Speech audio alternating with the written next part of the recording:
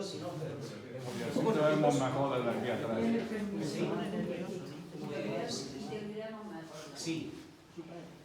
Bueno, por lo primero agradecer que se haya contado conmigo para en este ciclo de conferencias hablar de lo que es un hecho que fue histórico, que fue la plantación del pinar que hicieron los exploradores, los scouts, justo ahora, 100 años. Este sábado, se cumplen 100 años de esta gente, Luis Rodríguez, Beato Juan Ibáñez, y todos los chiquillos estaban haciendo hoyos. Esta semana previa estaban haciendo hoyos para plantarlo este sábado, y así, bueno, pues algo ha pasado para que 100 años después estemos aquí hablando de esta gente, ¿no? Porque si no, ¿cuántas cosas se hacen, ¿no? De la charla, no sé, pero seguramente que dentro de 100 años no hablan de que Miguel Ángel hizo una charla del ferrocarril, seguramente que no, pero de esto sí.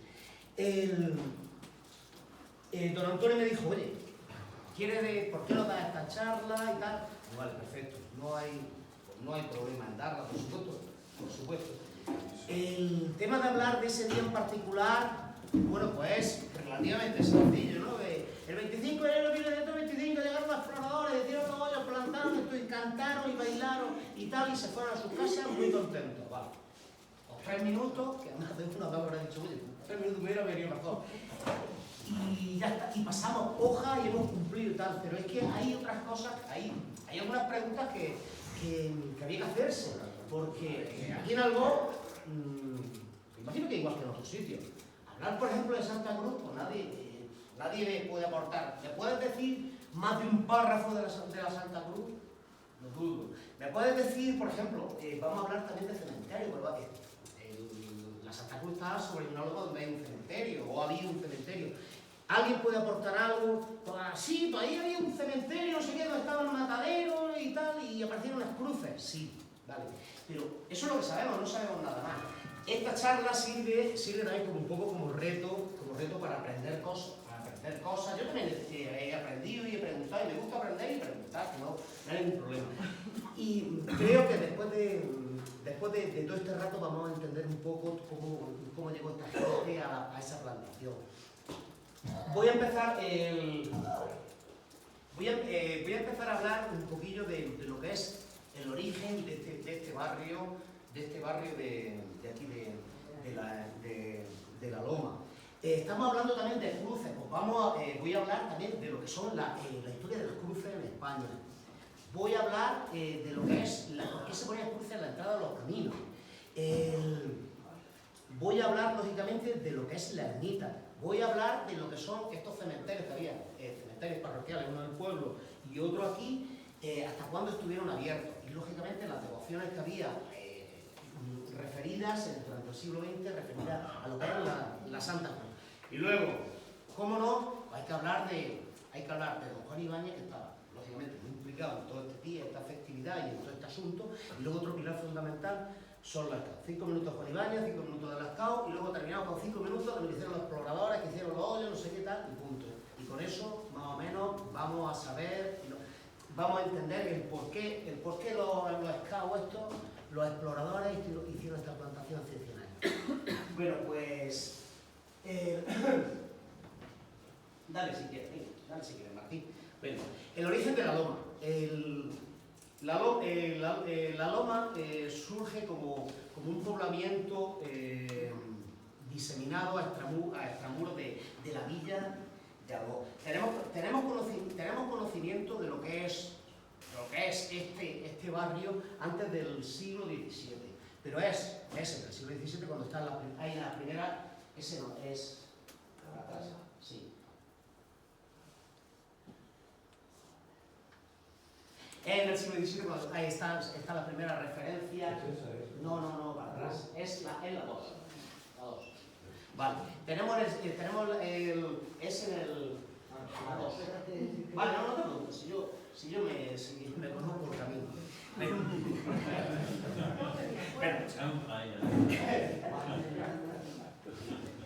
3, 2, ahí está. 2. 1. Vale. Las primeras referencias escritas están en el siglo XVII como un entorno eminentemente, El núcleo principal es el pueblo, son los jefes, son los que mandan. ¿Por qué? Pues porque aquí no había nada. En un poblamiento que había varias casas, eminentemente rural, que va perdiendo su característica agrícola. Era con varias casas, con varios huertos donde la gente pues, cultivaba algo. Ese carácter agrícola lo va perdiendo conforme se va urbanizando esta zona. ¿Qué es lo que ocurre en esa época para que hubiera un cambio tan drástico y esto empezara a poblarse? Pues lo que ha pasado siempre aquí en Albó. Aquí en Albó de vez en cuando pasan cosas, y no es que vengan meteoritos ni cosas de esas, ni que se pare aquí tal, alguien famoso. Aquí hay inundaciones periódicas. Y eso es lo que ha marcado el desarrollo de la loma en esa época. ¿Por qué? Porque la gente ha tenido miedo de las avenidas, del agua turbia. Y en concreto, en el mes de octubre, el año pasado celebramos, o no sé si se celebraba o lo que fuera, por lo menos cumplimos 50 años de lo de la riada de octubre del 73. Pues nuestro antepasado, en octubre de 1728, la pasaron de Canuta. Hubo una gran riada, hubo defensa. Pero bueno, había una gran riada ese día que fallecieron dos personas.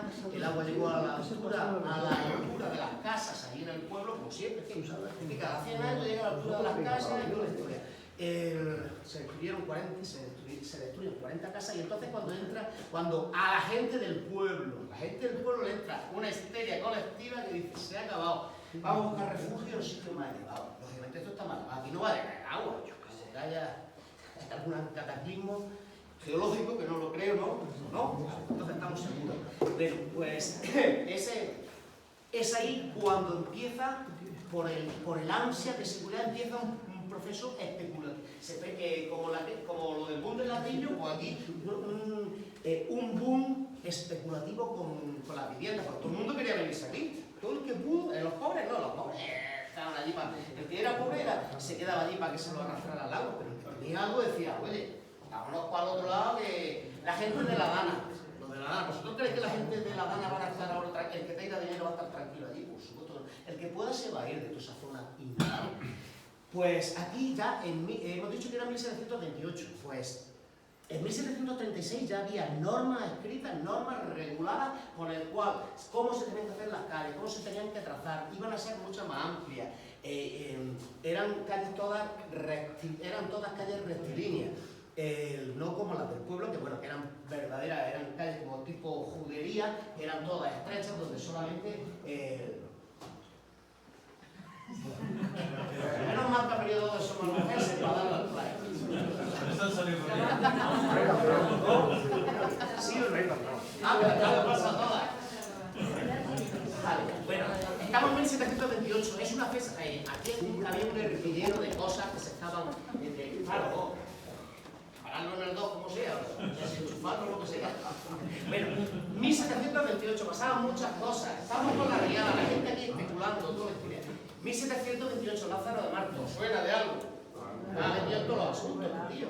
Bueno, pues Lázaro de Marto ya en 1728 se pone en contacto con el superior de los franciscanos de la provincia de Cartagena.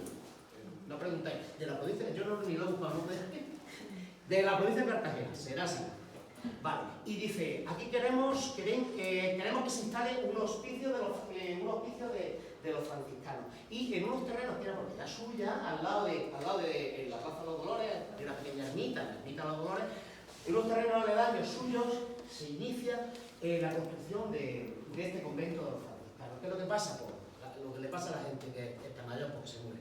En 1728, cuando viene ya todo firmado, escriturado para hacer esto, empezaron a construirlo, pero murió, y ya cuando no estaba él delante, pues ya nos mandan otro. Dice, pues mira, pues todo lo que he construido allí, en la Plaza de los Dolores, abajo, que vamos a hacer, nos vamos a traer el convento, el hospicio nos vamos a traer aquí a la plaza, que en ese momento empezó ya a terminarse, de San Francisco.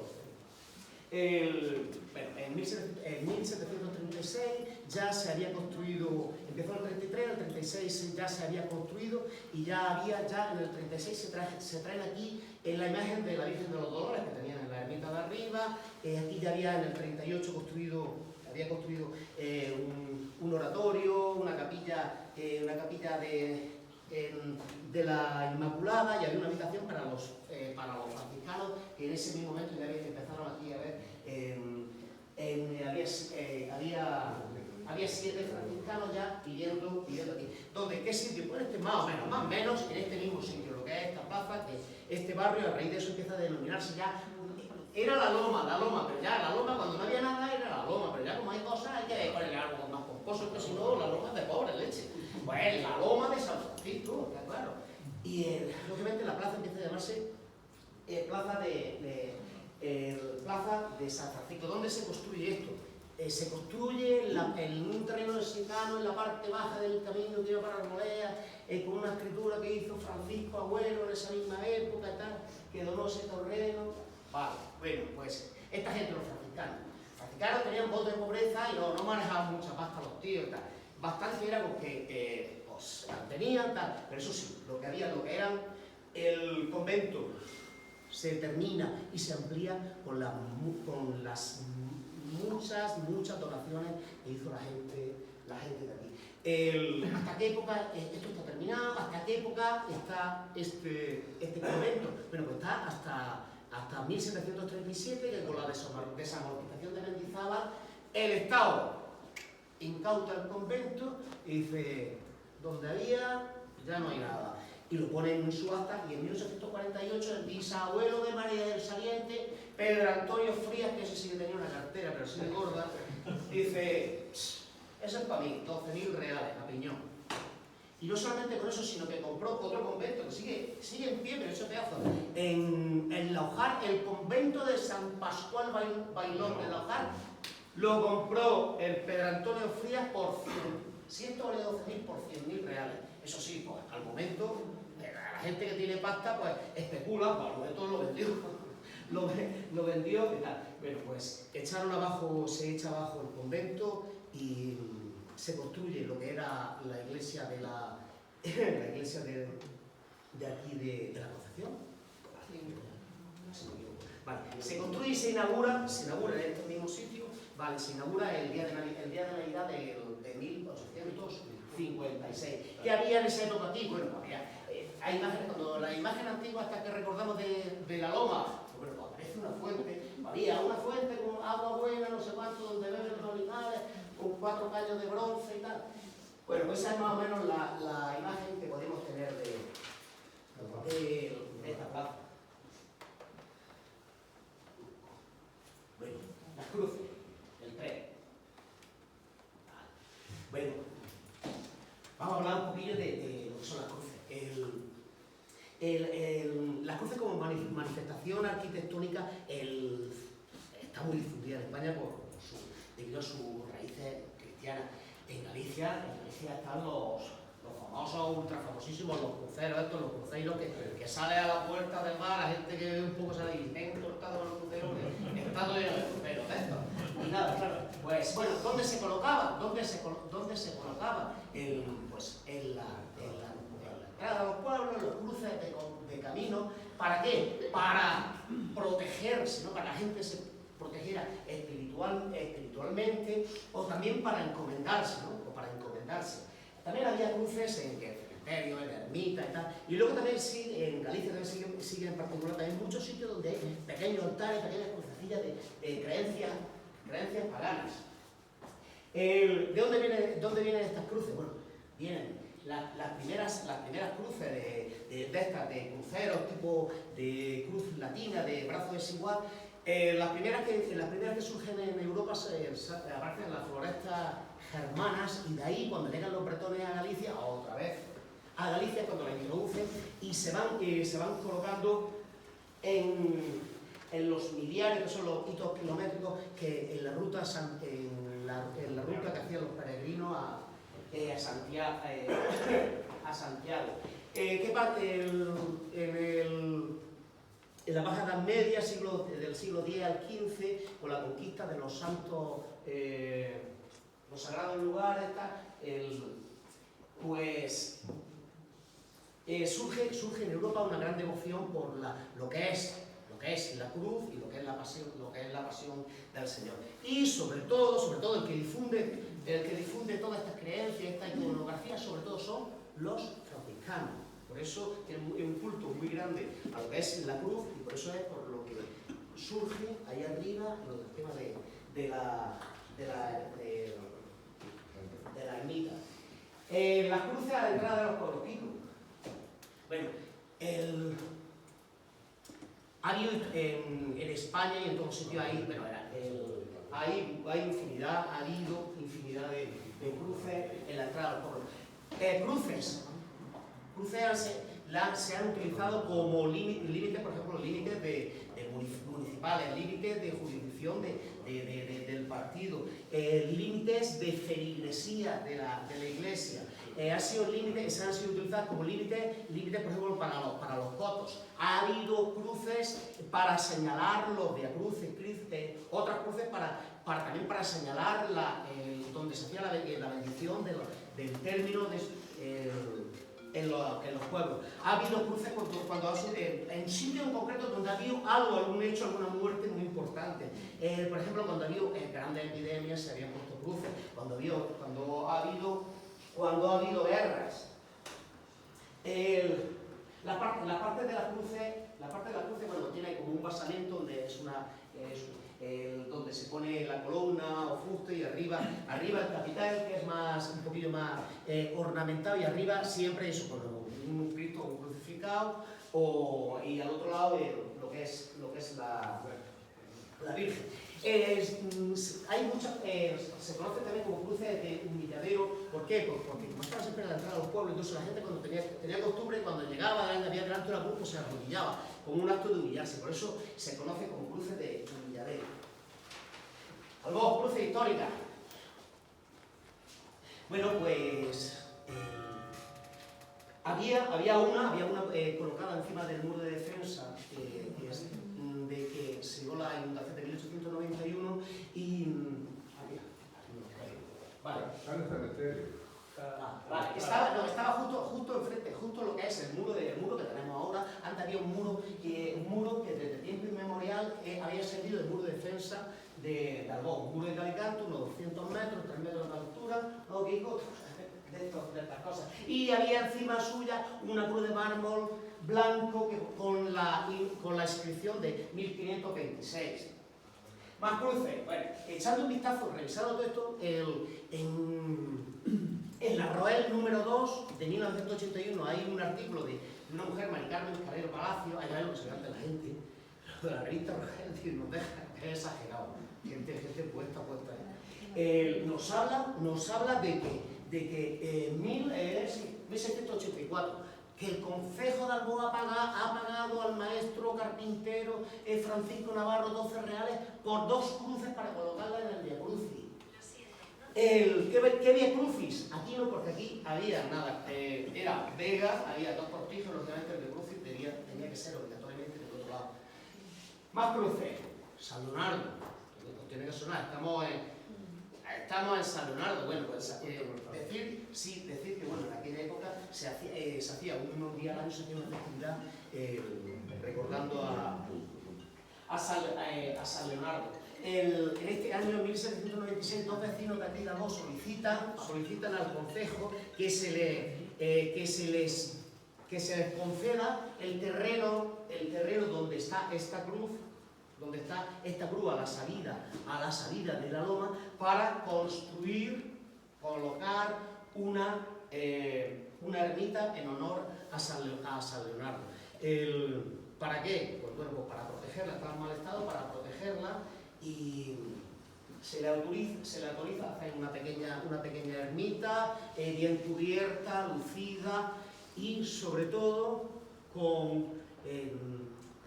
ya un acuerdo con el concejo, con el ayuntamiento, un acuerdo para la perpetua conservación de la misma. Le dieron los terrenos donde estaba la crucecilla, pero a cambio tenían que chulo eso, interesante. Perpetuamente conservarla, no solamente yo ya lo tengo, ya lo vendo. Bueno, y esta cruz, esta pequeña ermita, la hacen en el llano de San Leonardo. En el llano de San Leonardo, lindando con los caminos de Arboleda y Las Casicas. Yo me imagino que seguramente será la salida de los Cuatro Cantones, más o menos. Bueno, digo yo. Sabía que igual iba a decir algo, no sabía.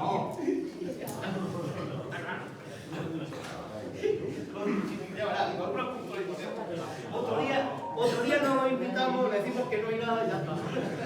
Le echamos los trapos, ¿no? Claro, a ver, ¿por qué? Las cruces históricas, sí, vale, esto, vale. La ermita de la Santa Cruz. Vale, pues esta es un cuadro de una artista rusa que está muy chulito. Bueno, el origen de la Santa Cruz, no tenemos fecha clara de una fecha, un día que se crea esta ermita, pero sí que podemos afirmar que todo va relacionado con la llegada de los franciscanos aquí, con la devoción que tenía esta gente, por el carisma de los franciscanos, por la devoción que tenían a la cruz, por la adoración que tenía a la pasión.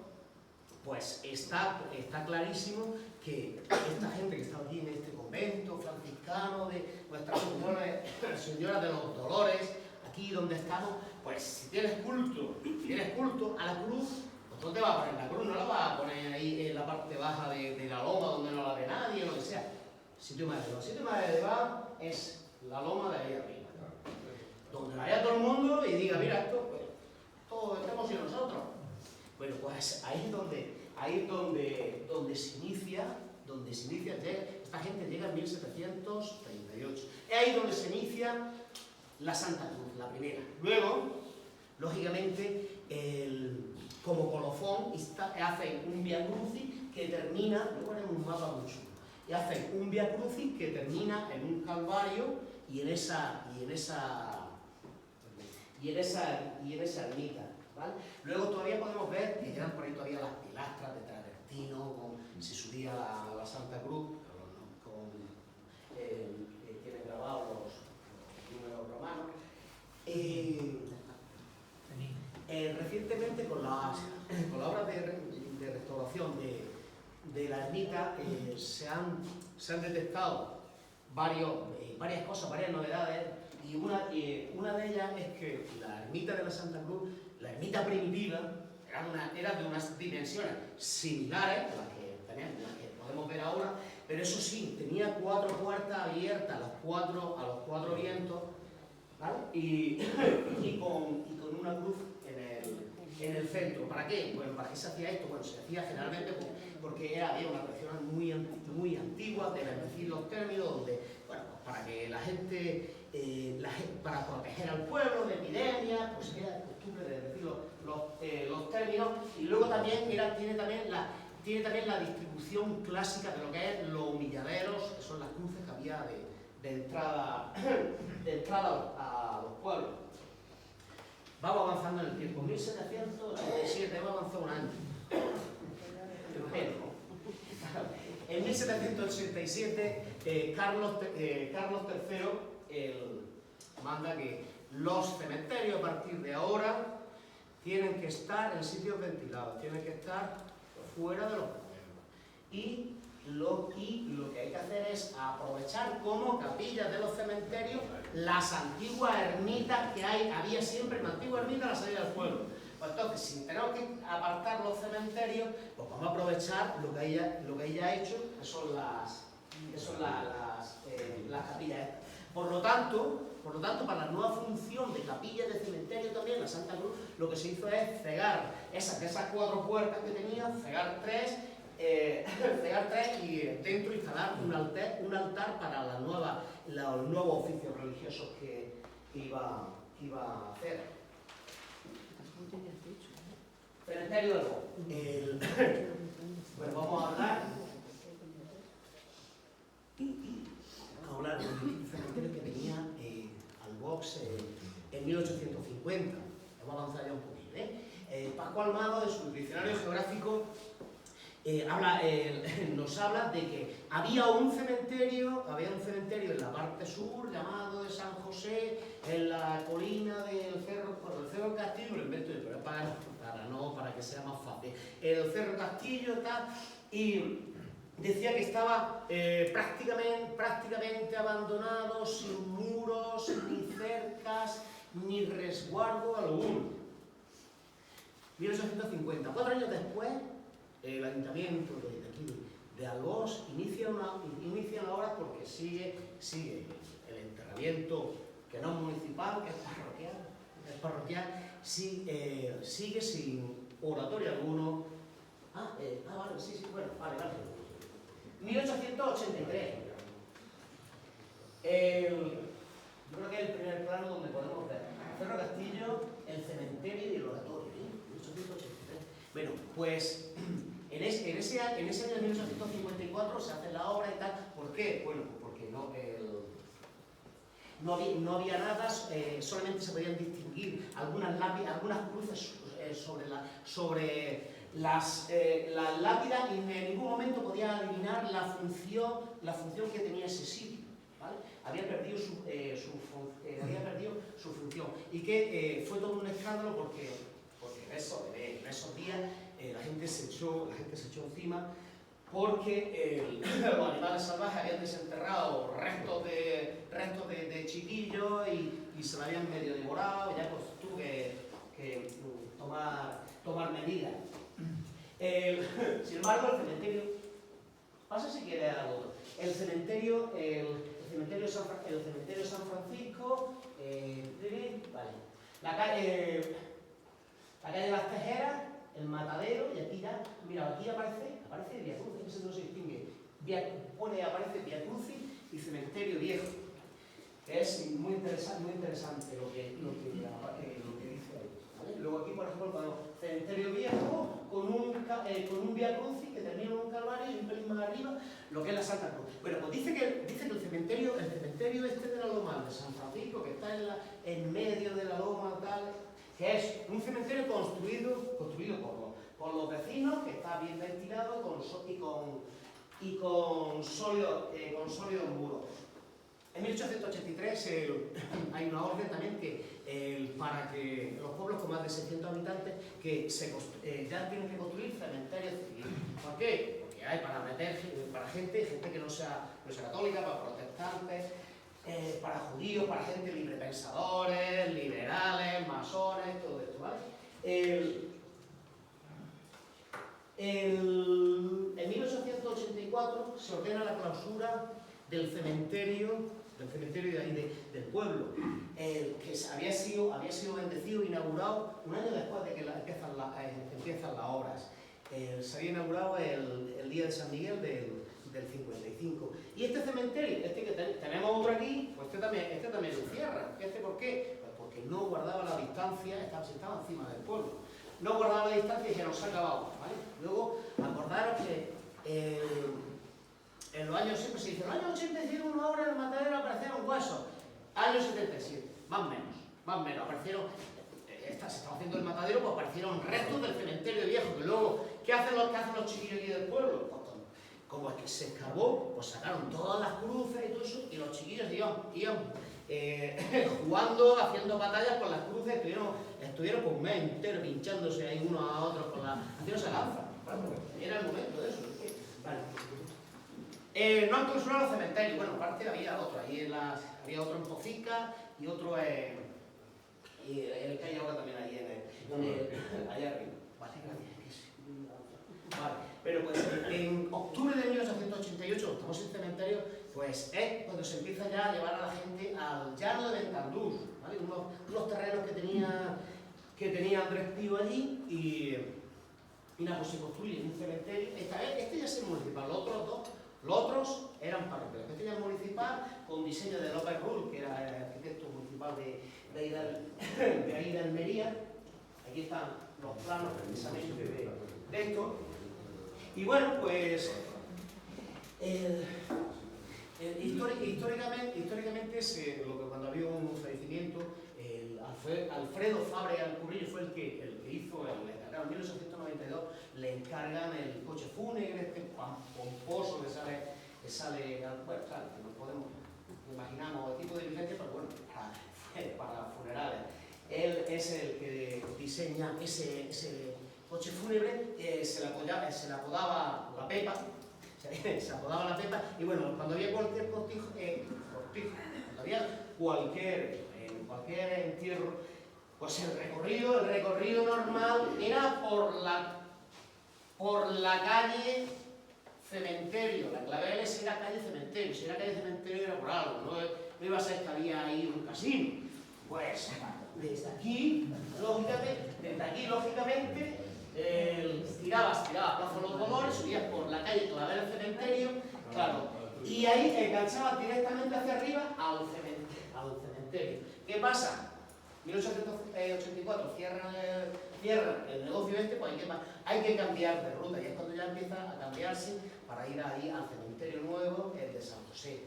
Y llegaban toda la comitiva llegaba más o menos hasta el segundo semáforo este que hay ahí en la Plaza de los Dolores.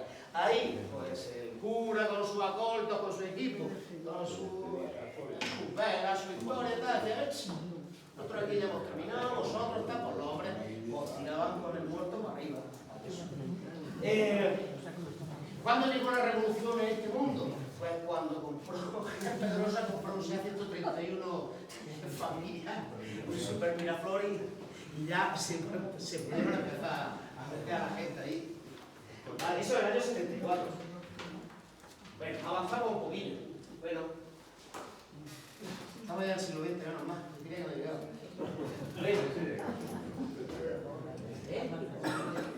Bueno, ya falta menos. Han dicho que la guardián estaba bueno.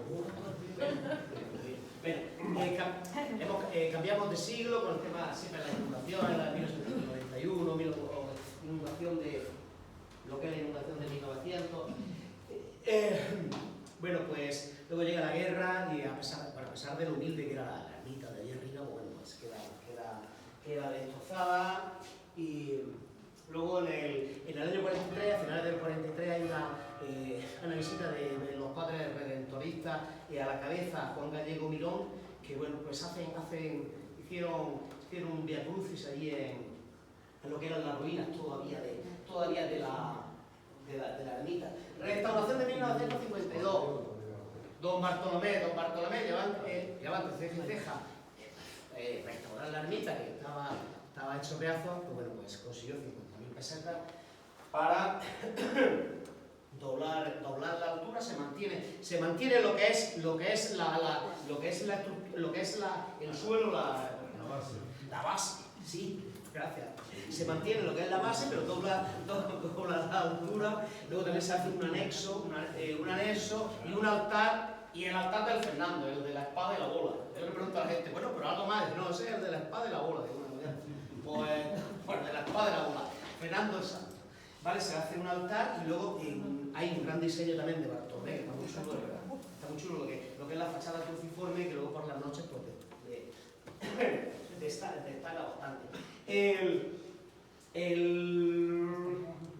día? 9, ¿no? 9, gracias, sí. Año 52 se restaura el 9 de mayo, varios días después de la festividad de la Cruz.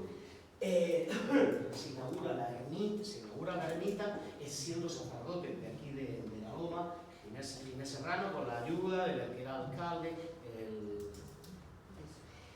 Miguel Sánchez, su hermano Ismael, que también habían colaborado. Ahora, ya tenemos la ermita arreglada, pues bueno, pues lógicamente que en ese año vuelven las devociones que había añadida en ese punto. Por ejemplo, lo de la visita de todos los viernes, lo de rezar el rosario durante el mes de mayo.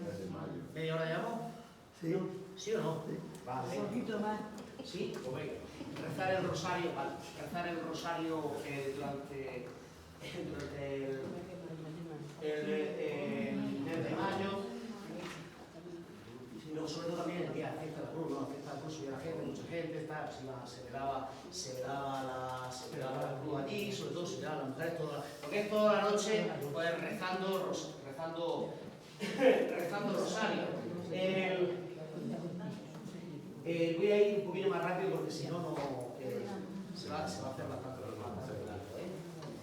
Bueno, pues luego también podemos recordar que ahí la primera guardería que instalaron las hermanas de Jesús María fue en el año 75, en octubre. Luego también es de recordar la pasión de Cristo que se representaba a cargo de Pelayo, donde con las actuaciones estelares de Alfredo Vilar, y luego también otra de ellas que era el Señor, ¿no?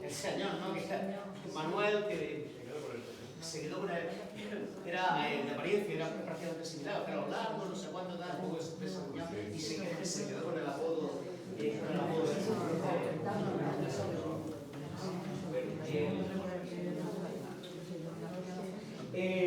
vamos a hablar 5 minutos de Juan Ibáñez, 5 minutos de los Scouts y 5 minutos de lo que es el día de la plantación. Bueno, sí, vale. Bueno, Juan Ibáñez nace el 13 de febrero del año 78.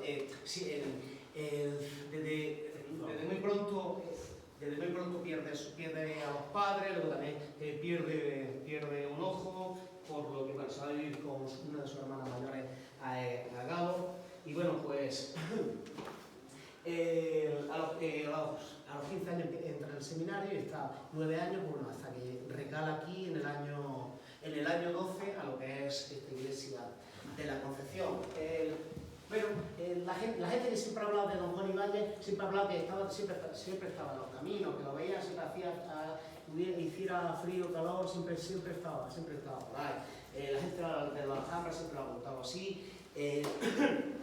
Siempre se ha contado eso cuando en una de las veces de un invierno de estos, de cuando hacía frío, tal, ¿no? Ahora como a 25 grados de invierno, pues se encontró un pobre que iba con pantalones desaliñados y se quitó los pantalones y le dio al pobre los pantalones. Él llevaba sotana y a mí no me hace falta. Iba mucho también a dar doctrina a la zona de las Hocicas, siempre tenía fama de santo. Al Barranco Tejeras, no que estuviera el hombre, Barranco Tejeras, no que estuviera el hombre en el casino de Hidalgo ahí tomando coñac con los capirrones, no, Barranco Tejeras, ¿vale? Pues la oveja.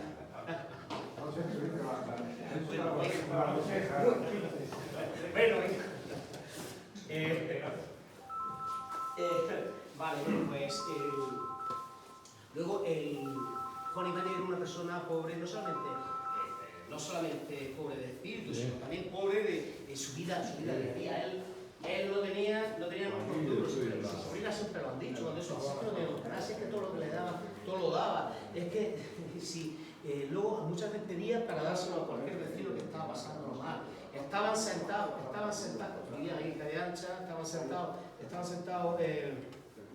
comiendo con la sobrina y tal, y al momento llegaba fulanito, oye, mira que no te va a comer, dale la olla a fulanito. Mira, se me ocurre, dice, va, no te preocupes, Dios proveerá. Y nada, estaba otro día, al día siguiente, otra vez comiendo con la olla, tal, se van a poner el primer pinchazo. Sobrina y fulanito, estoy seguro que me ha comido. ¿Por qué no le llevan la olla? Vamos, otra vez. Pues así se la gastaba. Y otra vez llegaban ni a comer. Luego a los pobres iba, a los enfermos, iba a visitarlos, dejaba una monedilla. Antes no existía la seguridad social, ahora está jodida, pero antes que jodida. ¿Vale? Y si dejaba a los pobres enfermos, los pobres, si tú eres trabajador, lo que sea, y te accidentas, estás jodido, pues dejaba su monedilla. Iba a visitar a los leprosos, le daba moneda. El fundador, estaba metido todo, fundador del Círculo Católico Trabajadores de San Francisco, 1918, ¿vale? Sí, claro, allí en el pueblo tenía el círculo instructivo de la juventud, círculo mercantil. Aquí como no tenemos otras cosas de esas, pero de pobres, bueno, pues ya está bien. De pobres pero con billar, 1922, billar y toda la historia. Luego, estuvo muy vinculado a los colaboradores y es digno de resaltar que estuvo ahí en la época buena y en la época mala, porque lo decía Luis Rodríguez, el jefe, decía eso, dice, este es de los pocos que estuvo aquí conmigo, en las buenas y en las malas. Eso es importante. Bueno, año 36, estalla la guerra, le había pillado el taberno, el Comité Revolucionario de Taberno hizo un salvoconducto para que pudiera llegar aquí. Él no se escondió, a él sabían, la gente le decía, quiso resguardarlo, pero él dijo que no tenía nada que temer y ojalá muriera santo. Y ya está, bueno, pues eso lo detiene el día 25 de agosto aquí en Alboa, el 26 se le va para Almería y nada, está ahí está poco tiempo hasta que la saca del 12 al 13 de septiembre, allí en allí lo asesinan y bueno, lo reconoce su sobrina cuando se hacen las exhumaciones allí de los pozos, de la lagarta, de los traviesos, de estas cosas. Lo reconoce su sobrina porque por el ojo de cristal que tenía y llevaba todavía el salvoconducto del taberno. Interesante. Bueno, luego estuvo un tiempo en Tortosa porque hubo un cambio de cromos y luego hasta el año 92 que pues al final recala por aquí bueno, y luego todo el proceso de beatificación que al final yo creo que se ha puesto donde corresponde. Los exploradores, vamos a hablar un poquillo de exploradores. Bueno, 2 minutos. El paso del tiempo no hace ver con otro ojo lo que ha sido la labor y todo lo que le debemos a los exploradores y ahora la labor de la gente que está aquí, de los asentados de a día de hoy y el peso que tienen esta gente. En el año 2030 la mejor generación de albogenses fueron los exploradores, los chiquillos, los 100 y pico chiquillos que estuvieron participando. Salieron ahí una generación de gente fantástica, de gente que con lo que había aprendido del tema escultista, luego ellos en la calle seguían siendo escultistas y luego eran gente que triunfaron en la vida, pero no de manera material, no tenían coches Q5 ni cosas de esas, tenían muchos buenos amigos y eran personas de los más respetados que ha habido siempre aquí en Alboa. Vale. Bueno, son memorables los campamentos que se hacían en Sierra de Espuña, la gente que allí conocieron, esta gente salió bastante a esos campamentos que se hacían en verano, allí conocieron a gente, a ministros, generales, un montón de personajes. Tuvieron momentos de gloria con el año 28 cuando viene la corbata de honor, que solamente la tenían 4 tropas a nivel nacional. En el año 29 en la Exposición Universal de Barcelona van los exploradores de aquí de Alboa, invitados por el Consejo Nacional de Exploradores, invitados, pues, que era una tropa humilde, y fue la única tropa de nivel nacional que los invita. Estuvieron allí en el monte Montjuïc, junto con todas las tropas, había tropas internacionales. Los exploradores no hubieran sido quienes son sin también sin el personaje de Águila Negra, de Luis Rodríguez, que bueno, fue un padre para los chiquillos. Él les costeaba, cuando no tenían perra, les costeaba los trajes y siempre, pues bueno, consiguió que la gente, eso sí me lo decían los exploradores viejos, consiguió que la gente del pueblo, por lo menos años, la gente del pueblo y la loma, la gente del pueblo y la loma no se peleara y que pudieran salir de un barrio a otro sin apedrearse. Así es. Luego, los zagales, un minuto también, los zagales vivieron cosas muy importantes como siendo exploradores en aquella época.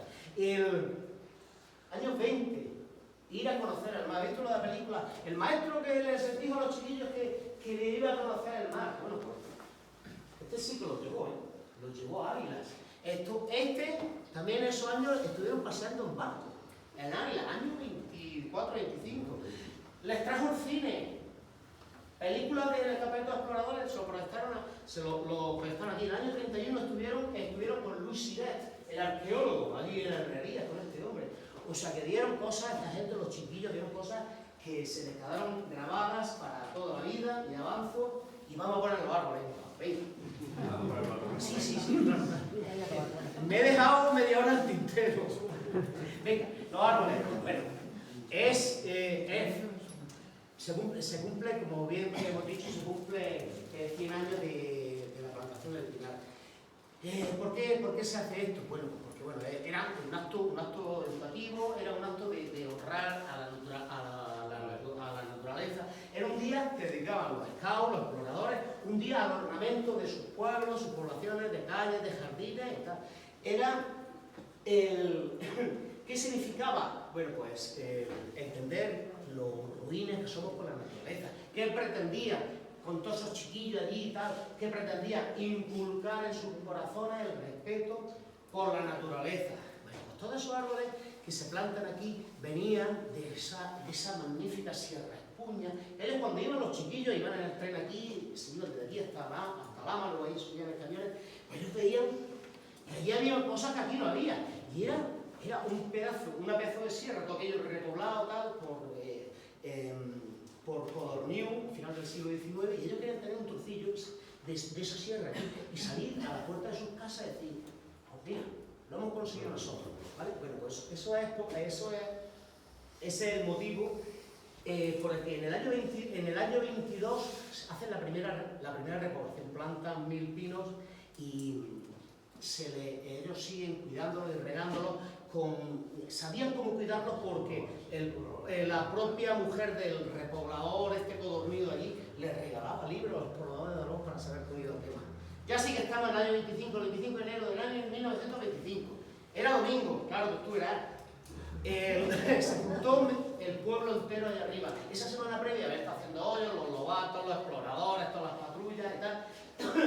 Y asistió, bueno, toda la gente del consejo, exploradores y tal. Antes de empezar, Luis Rodríguez les dijo, charló y les dijo que, bueno, les explicó a los exploradores lo que estaban haciendo, lo que significaba eso que estaban haciendo. Y les dijo que cuidaran esos árboles, que cada uno, el que plantara cada uno, se tenía que ocupar, ese era suyo. O sea, que se tenía que ocupar de cuidarlo y que no perderlo. ¿Y para qué? ¿Para qué hacían esto? Para que perdurara, decía Tesano hace 100 años, para que perdure en la memoria de los exploradores con alabanzas permanentes de la gente de Albó y que de generación en generación y de siglo en siglo corra la voz en Albó de que los pinos los plantaron los exploradores de Albó. Luego bendijo el terreno, la plantación, Juan Ibáñez, dijo en su discurso de alabanza a uno y a otro, se repartieron unos pasquines, cantaron una serie de himnos y tal. Y bueno, solamente recordar, ya para terminar, Juan Ibáñez, pues ahí iba habitualmente con las chillas, con las catequesis, luego se llevaba también a los fales de los exploradores. O sea que era un sitio donde habitualmente la gente pues solía ir, lo tenía como un sitio de respeto. Y nada más, que hemos terminado.